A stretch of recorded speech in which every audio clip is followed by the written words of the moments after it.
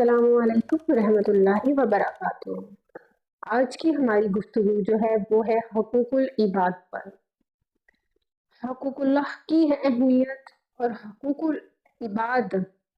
جنہیں آج کے دور میں ہم نے بس اتنا ہی سمجھ لیا ہے کہ اگر ہم کسی کے ساتھ مالی طور پر زیادتی کر دیتے ہیں، ہم کسی کے ساتھ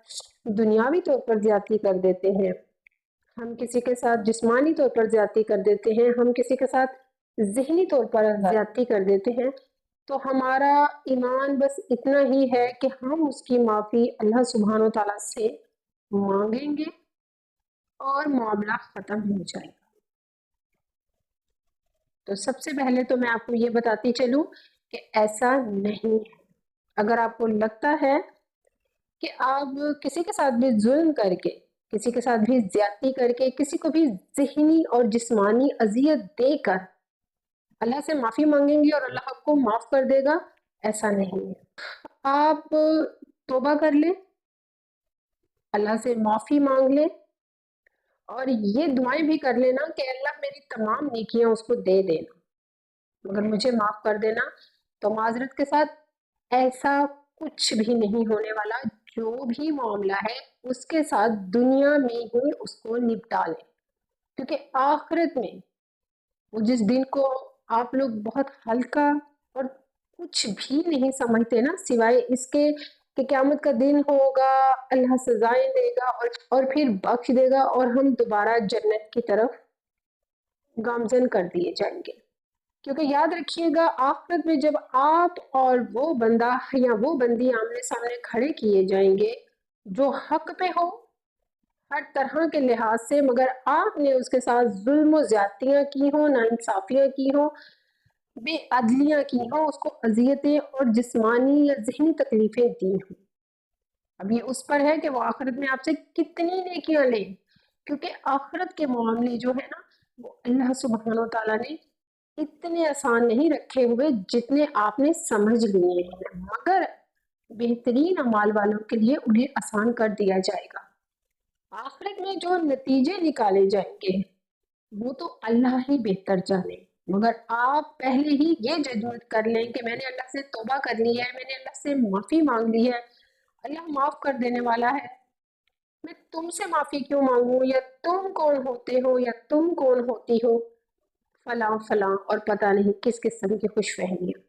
بخاری میں حدیث مبارکہ ہے کہ جس نے دنیا میں کسی کے ساتھ کوئی لین دین کا معاملہ کیا ہو، خواہ وہ اخلاق کا ہو، خواہ وہ مالی ہو، خواہ وہ کسی قسم کی ذہنی یا جسمانی اذیت ہو، تو اس کا معاملہ دنیا میں ہی نپٹا لیں، اسے دنیا میں ہی سیٹل کر لیں، یہی آپ کے لیے بہتر ہے اور اسی کی آپ کو تاکید کی گئی ہے، کیونکہ آخرت میں آپ کو اپنی تمام نیکیاں دینی پڑیں گی۔ یہ بخاری کی حدیث ہے، اور مسلم میں تو اس کو پڑھیں تو آپ کی روح بھی کانپ جائے۔ اگر آپ اللہ سے ڈرنے والے اور رسول سے سچی محبت رکھنے والے ہیں تو صلی اللہ علیہ وآلہ وسلم صحابہ اکرام سے فرماتے ہیں کہ کیا تم جانتے ہو کہ مفلس کون ہے؟ صحابہ اکرام نے فرمایا یا رسول اللہ، مفلس تو وہی ہوگا نا کہ جس کے پاس دنیا کا مال نہ ہو۔ تو پیارے نبی نے فرمایا کہ میری امت کا مفلس ترین شخص تو وہ ہے جو قیامت کے روز ڈھیروں ڈھیر نیکیاں لے کر آئے گا، ڈھیروں ڈھیر پہاڑوں کے برابر نیکیاں لے کر آئے گا، جن میں نماز، روزے، زکوٰۃ، حج، بڑے بڑے اعمال شامل ہوں گے، بڑی بڑی نیکیاں شامل ہوں گی، اور یہ وہ نیکیاں ہیں جو اللہ کے حق پر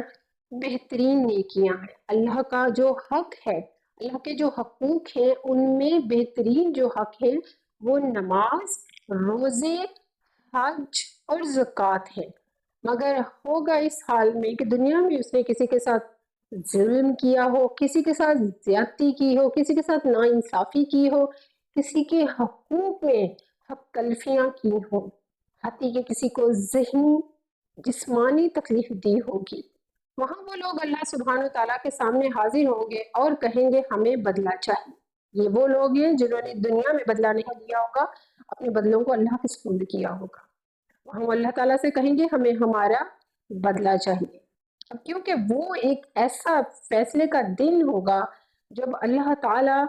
ہر کسی کو اس کے اعمال کے بدلے دے گا، تو وہاں پر آپ کی جو نیکیاں ہوں گی، آپ کی جو نیکیاں ہیں وہ دولت کی صورت میں ہوگی. وہاں پر آپ کی نیکیاں ایک بہترین دولت کی صورت میں ہوں گی. اب اللہ سبحانہ تعالیٰ فرمائے گا کہ جا کر اس کی جتنی بھی نیکیاں ہیں وہ لے لیں. آپ نے جتنی تکلیف، جتنی بڑی اذیت دی ہوگی، اس کے برابر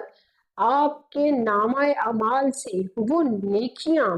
وہ آپ کی بڑی بڑی نیکیاں جو ہیں وہ چن کر نکالی جائیں گی. حتیٰ کہ وہ ایسے ایسے دعوے کرنے شروع کریں گے کہ جب